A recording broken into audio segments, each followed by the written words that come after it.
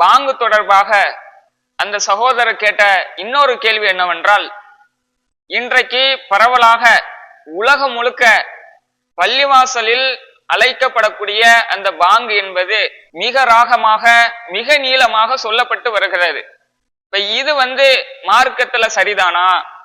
இவ்வாறு ராகம் போட்டு சொல்வது நபி வழிதானா? இதற்கு என்ன ஆதாரம், விளக்கம் தாங்க அப்படின்னு கேட்டிருக்கிறாங்க. இப்ப இந்த விஷயத்தை பொறுத்தவரையில இந்த சகோதரர் சொன்ன மாதிரி இன்னைக்கு உலகம் முழுக்க இன்னும் சொல்வதாக இருந்தால் முதல் ஆலயமான மக்காவில் கூட அந்த பாங்கு மிக நீளமாகத்தான் சொல்லப்பட்டு வருகிறது. அதை முன்மாதிரியாக எடுத்துக்கொண்டுதான் உலகம் முழுக்க பாங்கை ராகமாகத்தான் சொல்ல வேண்டும் என்ற ஒரு நிலை இருக்கிறது. அப்போ நம்ம மக்கள் பாங்கு முதற்கொண்டு எந்த ஒரு வணக்கத்தையும் யாரை முன்மாதிரியாக எடுத்துக்கொண்டு செய்ய வேண்டும் என்ற அந்த ஒரு புரிதல் இல்லாமல் மார்க்கம் என்ற பெயரில் முன்மாதிரியாக இன்றைக்குள்ள சவுதியைத்தான் மக்கள் ஆக்கி வைத்திருக்கிறார்கள். அதனாலதான் இந்த ஒரு நிலைமை. இப்ப பாங்கு சொல்வது என்பது ராகம் போட்டுதான் சொல்ல வேண்டுமா என்று கேட்டால் அவ்வாறு சொல்வது அது தவறான ஒரு காரியம். ஏனென்று சொன்னால் இன்றைக்கு பாங்கை மிக நீளமாக சொல்லுகிறார்கள் அல்லவா? இது எதற்காக பாங்கு சொல்ல வேண்டும் என்பதை புரிந்து கொண்டால் இவ்வாறு நீளமாக சொல்வது சரியா தவறா என்பதை நம்ம விளங்கிக் கொள்ளலாம். பாங்கு எதுக்கு சொல்லப்படுது? மக்களை தொழுகைக்கு அழைப்பதற்காக இஸ்லாத்தில் கற்றுத்தந்த ஒரு அற்புத வணக்கம். மக்களை கூப்பிடுறோம். மக்களை கூப்பிடும் போது எப்படி நம்ம கூப்பிடுவோம்? தொழுகைக்கு வாங்க அப்படின்னு கூப்பிடுவோம். இத பாட்டு பாடி கூப்பிடக்கூடிய நிலை நம்மள்கிட்ட இருந்தால் அப்ப கேட்கிறவன் எப்படி நினைப்பான்? என்ன தொழுகைக்கு வாண்டு கூப்பிடு, என்ன பாட்டு பாடி என்னை தொழுகைக்கு வாண்டு கூப்பிடுறான்னு சொன்னால் தமிழ்ல கேட்டாலே நம்ம ஏத்துக்க மாட்டோம் தானே. இப்ப நம்ம சிந்தித்தாலே என்ன விளங்குகிறது? ஒருவரை நம்ம கூப்பிடும் போது இங்க வாங்க பாயின்னு கூப்பிடுறோம். அத பாட்டு பாடி கொண்டு நம்ம கூப்பிட்டா எப்படி கற்பனையில யோசிச்சு பாருங்க. ஒரு ஆளை இங்க வாங்க அங்க போங்கன்னு சொல்றோம். அத பாட்டாக கூப்பிடக்கூடிய நிலை வந்தால் அவர் இங்க வருவாரா அங்க போவாரா? எதையுமே செய்ய மாட்டாரு. நம்மளை பைத்தியம்தான் சொல்லுவாரு. ஏன்னா ஒவ்வொரு மொழிக்கும் அதற்குண்டான அர்த்தத்தை தான் நம்ம கொடுக்கணும். ஆ என்றால் அது ஆதான், ஆவண்ணா தான் ஆவண்ணான்னு சொல்லணும். அப்ப ஆவண்ணா அப்படின்னு வராது. இப்ப அல்லாஹ் அக்பர் அல்லாஹ் அக்பர் இருக்கு, அதுதான் அதனுடைய அர்த்தம். அல்லாஹ் அதான் அதனுடைய அர்த்தம். இத பாங்கின் பேர்ல அல்லாண்டு நீட்டினால் அது லாவண்ணாவாகவா போகுது. இப்ப அல்லாவுடைய பேரையே நம்ம மாத்தி சொல்ற மாதிரி போகுது. அஷ்ஹது அல்லா இலாஹ இல்லல்லான்னு தான் இருக்குது. அதை அஷ்ஹது அல்லாண்டு அதுல ஒரு லாண்டு நீட்டுவோம், இல்லல்லாண்டு ஒரு லாவ நீட்டுவோம். அதே போல அஷ்ஹது அன்ன முஹம்மது ரசூலுல்லாண்டு நீட்டுவோம். இப்படியான ஒரு பழக்கம் இது மொழி பிரச்சனை. மார்க்கத்துல ரசூல்லா நீட்டி சொன்னாங்களா நீட்டாம சொன்னாங்களா என்று பார்ப்பதை விட மொழி பிரச்சனை தானே இங்க இருக்குது.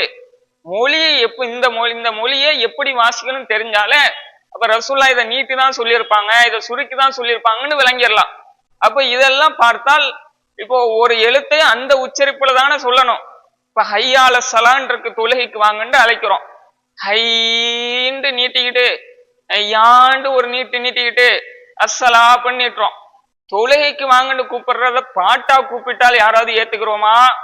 தமிழ்ல கூப்பிட்டா நம்மளை கிறுக்கன்னு நினைச்சிருவாங்க. அதனால நம்ம அரபுல போட்டு விளையாடக்கூடிய நிலைதான் இன்றைக்கு உலகம் முழுக்க இருக்குது. அப்போ மக்களை தொழுகைக்கு அழைப்பதை பாட்டை போன்று ராகமாக சொல்லி அழைப்பது மார்க்கத்தில் அது கூடாத ஒரு காரியம் என்பதை விளங்கி கொள்ள வேண்டும். ஏன்னா ராகம் என்பது மார்க்கத்துல சில விஷயத்துல ராகத்துக்கு அனுமதி இருக்குது. இப்ப தொழுகையில சூறா ஓதுறோம், அதை கொஞ்சம் ராகமா ஓதுங்க என்று ரசூலுல்லாஹ் சொல்லி தராங்க. எதுக்கு அனுமதியோ அதை மட்டும் ஓதணும். அந்த ராகத்தை கூட அந்த எழுத்து உச்சரிப்பை முன்ன பின்ன மாத்தி நம்ம ஓத முடியாது. புரியுதா? ராகம் என்பது அல்லாண்டு நீட்டு ஓதுறது ராகம் கிடையாது. அப்போ இதை நம்ம புரிஞ்சுக்கணும். இது முதல் விஷயம். ரெண்டாவது என்ன என்று கேட்டால், இப்படி பாங்கை ராகம் போட்டு நீட்டி சொல்லக்கூடிய ஒரு நிலை இதற்கு முன்னால் வாழ்ந்த எத்தனையோ இமாம்கள் இதை கடுமையான முறையில எச்சரிக்கை செய்திருக்கிறார்கள். அது பற்றியான சில தகவலையும் நம்ம தெரிஞ்சுக்கிறணும். இப்ப இப்னு உமர், அப்துல்லா என்ற உமர் ரலியல்லாஹு அன்ஹு அவங்களுடைய பையன், அவங்கள இப்னு உமர்னு சொல்லுவோம்.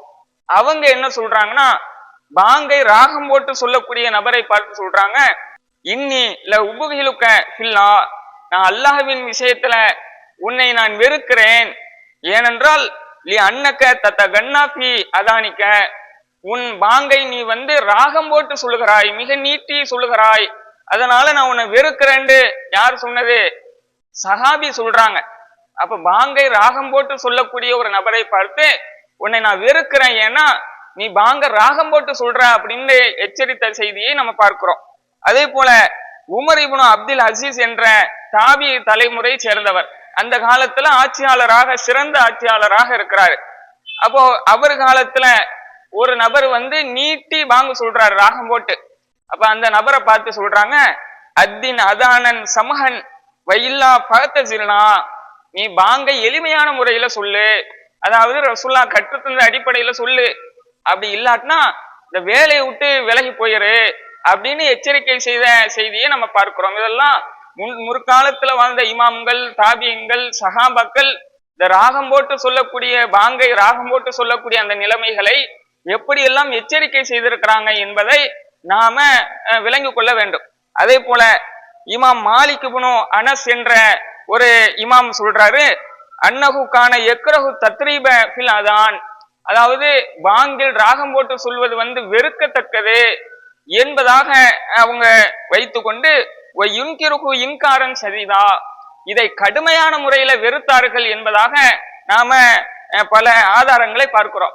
அதே போல இமாம் அஹ்மது இப்னு ஹம்பல் அவங்க சொல்றாங்க, இந்த ராகம் போட்டு பாங்கு சொல்வதை பற்றி சொல்லும்போது, லா யோஜிபுனி, எனக்கு இது பிடிக்காது, ஹுவ ஷபீஹும் பில் கினா, ஏனென்றால் இது பாட்டு பாடுவது மாதிரி எல்லாம் இருக்குது அப்படின்னு சொன்னதாக பார்க்கிறோம். அதே போல இமாம் அல் குருத்துபி அவங்க சொல்றாங்க, ஹாதிஹின் நகமாத்துல்லத்தி இபத்ததாகல் ஜுஹால், அறிவியினர்கள் உண்டாக்கிய இந்த ராகம் போட்டு சொல்லக்கூடிய இந்த பாங்கு என்பது பைன்னஹா குப்ரும் பில் லிசானி இந்த அகலில், ஆலிம்களிடத்தில் இது நாவால் செய்யப்படக்கூடிய இறை மறுப்பு என்பதாக எச்சரிக்கை பண்ண செய்திகளை பார்க்கிறோம். அதாவது இறை மறுப்பு என்று சொல்றாங்க, ராகம் போட்டு பாங்கு சொல்வது இறை மறுப்பு என்று எச்சரிக்கை செய்ததாக பார்க்கிறோம். அதே போல இமாம் இப்னு குதாமா என்ற ஒரு இமாம் சொல்றாங்க, யுக்ரஹு தத்ரீபு ஃபில் அதான், பாங்கில ராகம் போட்டு சொல்வது என்பது வெறுக்கத்தக்கது, வஹுவ மத்து சௌத்தி பிகில் கல்கினா, ஏனென்றால் அது பாட்டு பாடுவது போல சப்தத்தை நீட்டி சொல்வது அப்படின்னு சொல்றாங்க. பாட்டு பாடுவது மாதிரி குரலை நீட்டி சொல்றதுதான் இந்த பாங்கல் சொல்லக்கூடிய அந்த ராகம், அது நான் வெறுக்கிறேன் என்பதாக நம்ம பார்க்கிறோம். அதே போல இமாம் நவவி அவங்க சொல்றாங்க, அம்ம தத்ரீபு ஃபில் அதான் மக்ரூஹுன் லில் காயத்தி, பாங்கிலே ராகம் போட்டு சொல்வது கடுமையான முறையில வெறுக்கத்தக்கது என்பதாக பல இமாம்கள் இந்த பாங்கை ராகம் போட்டு நீட்டி சொல்லக்கூடியதை வெறுத்து எச்சரிக்கை செய்த செய்திகளை பார்க்கிறோம். அப்போ இன்றைக்கு இது ராகம் போட்டு சொல்வது அது நபி வழி கிடையாது, அது மார்க்கத்தில் இல்லாதது. ஒரு எழுத்தை அந்த எழுத்துடைய உச்சரிப்பில் தான் சொல்லணுமே தவிர பாங்கின் பெயர்ல மக்களை அழைக்க வேண்டும் என்பதற்காக பாட்டை போல மெட்டை எடுத்துக்கொண்டு சொல்வது என்பது அது மார்க்கத்தில் இல்லாத புதுமையாக உண்டாக்கப்பட்ட ஒரு விஷயம் என்பதை எச்சரிக்கை செய்தவனாக இந்த விளக்கத்தை நிறைவு செய்கிறேன். அஸ்ஸலாமு அலைக்கும் வரஹ்மத்துல்லாஹி வபரகாத்துஹு.